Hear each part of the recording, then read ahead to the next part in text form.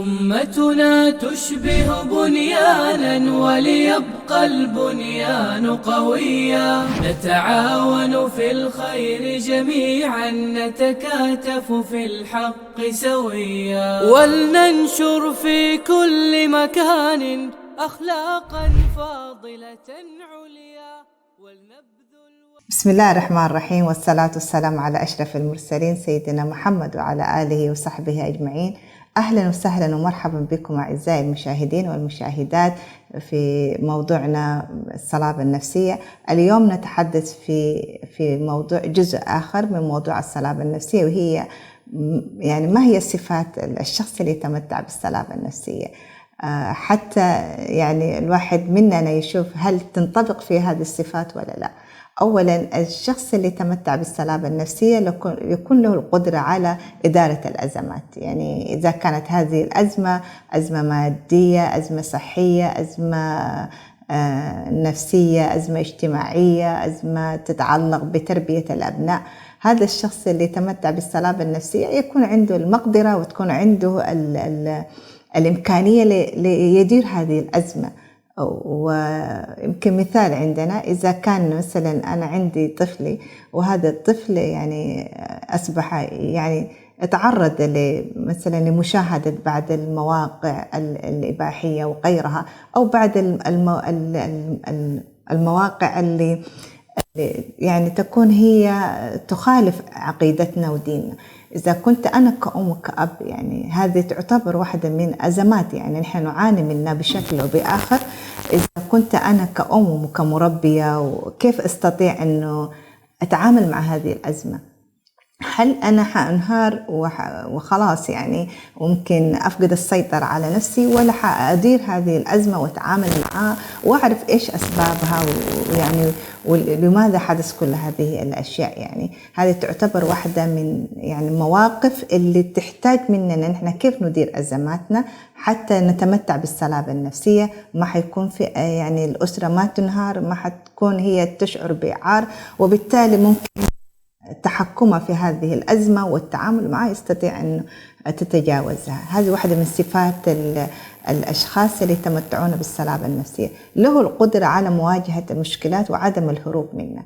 إذا كنت أنا مثلا واجهتني أي مشكلة، إذا كانت هذه مشكلة صحية، مشكلة يعني أنا حتى في حياتي حصل موقف بيني وبين الآخرين، إذا كنت أنا أتمتع بالصلابة النفسية أستطيع أنه كيف أواجه هذه المشكلة، تكون عندي مهارة حل المشكلات، أتعامل معها وأستطيع أن أتجاوزها. الصفة الثالثة اللي هي التروي والمرونة في اتخاذ القرارات. يعني أحيانا تحدث أشياء، تحدث مواقف، فتجد أنه الشخص اللي يكون إنسان يعني يمكن إنسان هش، إنسان ضعيف، تجده دائما يعني يستعجل في اتخاذ القرارات، يستعجل في أموره. لكن الشخص اللي يتمتع بالصلابة النفسية، بما أنه هو واحدة من صفاته إدارة الأزمات، إدارة الأزمات تحتاج مننا تروي، تحتاج مننا تريث، تحتاج مننا حكمة، تحتاج مننا إحنا ننظر للأمور ونتعامل معها بعقلانية، وكيف نديرها وننظر إليها ونتخذ القرار السائد. يعني بعد ما ندرس المشكلة كلها والموضوع كله نستطيع بعد ذلك أن نتخذ القرار، وهذا ما يجعلنا أنا أشعر بالثقة اللي إحنا بداية ذكرناها. الشخص اللي يتمتع بالصلابة النفسية تكون عنده صفة الثقة بالنفس، يكون عنده تقدير لذاته، يستطيع أن يتعامل مع المشكلة بنوع من الحكمة والعقلانية، وبالتالي هي هذه الصفات اللي مكنته أنه يتمتع بهذه الصلابة النفسية. الصفة الرابعة التحكم في الانفعالات والقاذبة. يعني في مجرد ما يحصل، احنا زي ما ذكرت يعني ممكن ناخذ مثال الطفل اللي ممكن يمارس أو يعني ارتكب بعض الأخطاء. إذا أنا كمربية يعني لمجرد الخطأ انفعلت، ويعني يمكن فقدت السيطرة على أعصابي، بهذه الطريقة أنا ما حأعالج المشكلة، بالعكس يعني ربما قد تكون هذه المشكلة تسبب مشاكل أخرى. فالصلابة النفسية الشخص اللي يتمتع يدير أزمته وهو يتمتع بهذه الصلابة النفسية يستطيع أن يتحكم في انفعالاته، يتحكم في غضبه، يتحكم في مشاعره السلبية اللي في لحظة يحتاج إنه يكون هو أكثر هدوءا وأكثر مرونة وأكثر تعقلا. كذلك هي من صفات الأشخاص اللي يتمتعون بالسلامة النفسية هي الالتزام بقيم ومبادئ. أنا عندي مبدأ معين، عندي قيم في حياتي وأسير عليها. هذه القيم إذا أنا كنت دائما يعني ما أتنازل عنها، أنا عندي هذه القيم تعتبر بالنسبة لي أنا كخطوط حمراء، يعني ما أتجاوزها ولا أسمح الآخرين يتجاوز هذه حدودهم. وبالتالي أنا هذا ما يجعلني أنا أشعر بالقوة، يجعلني أنا أتمتع بهذه السلامة النفسية أيا كان الموقف. أنا عندي مبدأ معين في حياتي، وهذا مبدأ يعتبر بالنسبة لي أنا يعني كقيمة أنا أسير عليها في حياتي. إذا كنت أنا شخصية فعلا أتمتع بهذه السلامة، يعني بأي حال من الأحوال ما أسمح للآخرين إنه هم يعني يقللوا أو ينتقصوا من حقي أو يأثروا في قيمي اللي أنا أعتنقها أو اللي أنا أؤمن بها. وهذا اللي يمكن نحن يعني قد تكون حتى في تعاملنا إذا كان مع الأقارب، مع الجيران. أنا أكون مربية ابني على قيمة معينة، أنا عندي تربية أنا مؤمنة فيها، ما أسمح للآخرين حتى هم يأثروا على قيمي، وهم اللي يكونوا يسيروا حياتي. نكمل ما تبقى من الصفات بعد الفاصل، إلى أن نلقاكم إن شاء الله. سويا ولننشر في كل مكان أخلاقا فاضلة عليا، ولننشر في كل مكان أخلاقا فاضلة عليا ولنبذل. أهلا وسهلا، مرحبا بكم مرة أخرى بعد الفاصل. أعزائي المشاهدين، نحن في بداية الحلقة تحدثنا في موضوع الصفات، ومن ضمنها الصفات اللي هي الشخص اللي يتمتع بالسلامة النفسية تكون له قيم ومبادئ يؤمن فيها. كذلك في بعد الصفات الأشخاص اللي يتمتعون بالسلامة النفسية دائما تكون عندهم مهارة القدرة على مواجهة التغييرات. يعني الحياة فيها تغييرات كثيرة، فيها كثير من التقلبات زي ما ذكرنا، إذا كان تغيير نحو الإيجابي أو تغيير سلبي. الشخص اللي يتمتع بالسلامة النفسية يتكيف، هو واحدة من أساسيات الصحة النفسية هو التكيف والتأقلم والتعامل مع ظروف الحياة والتغييرات اللي تطرأ في حياتنا. إذا كانت هذه التغييرات في الجانب الاقتصادي، في الجانب الصحي، في الجانب الاجتماعي، في كل ما يحيط بنا من تغييرات في حياتنا، الشخص اللي واحدة من الصفات اللي يتمتعون بالسلامة النفسية يقدر يستطيع أن يتكيف مع هذه التغييرات، يتعامل معها، ودائما يكون وادع لنفسه سقف من الأشياء اللي ممكن تحدث له. يعني في بعض الناس لمجرد ما يحصل تغيير تقول لك أنا ما كنت متوقعة في حياتي أنه حيحصل هذا.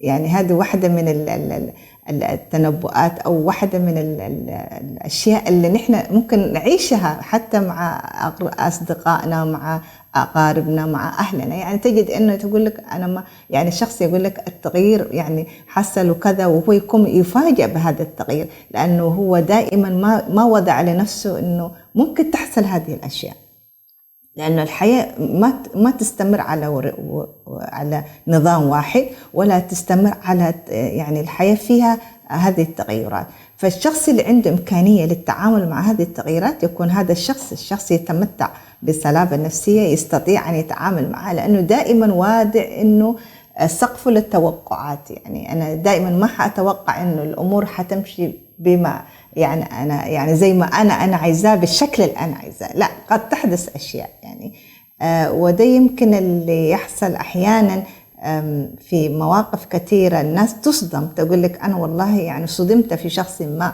أو أنا يعني فقدت الثقة في الناس بشكل عام، لأنه ما يكون وادعة اللي هي ممكن يحصل تغيير في حياته. إذا كان وده اللي يمكن قصة حصلت واحدة من الأخوات يعني في حوارنا في موضوع السلامة النفسية. كان زوجها، وسبحان الله ما كانت تتوقع يوم من الأيام أن زوجها ممكن تكون له يعني علاقات بشكل يعني مع يعني زي ما تقول علاقات خارج النطاق الشرعي. فبدأت يعني عن طريق الصدفة عرفت إنه زوجها يتواصل مع فتيات يعني في هذه اللحظة، يعني لأنه هي ما كان متوقعة أو ما تتخيل إنه ممكن يحصل هذه الأشياء، يعني أصيبت يعني بانهيار نفسي وأصبحت فقدت السيطرة. يعني حتى يعني حصل موقف أمام أبنائها وأمامه هو في البيت، يعني موقف كان يعني خارج نطاق السيطرة. وهذا اللي يحصل. يعني أنا إذا كنت دائما يعني أتمتع بالصلاة النفسية، أتوقع ممكن الإنسان يخطأ، جل من لا يخطأ.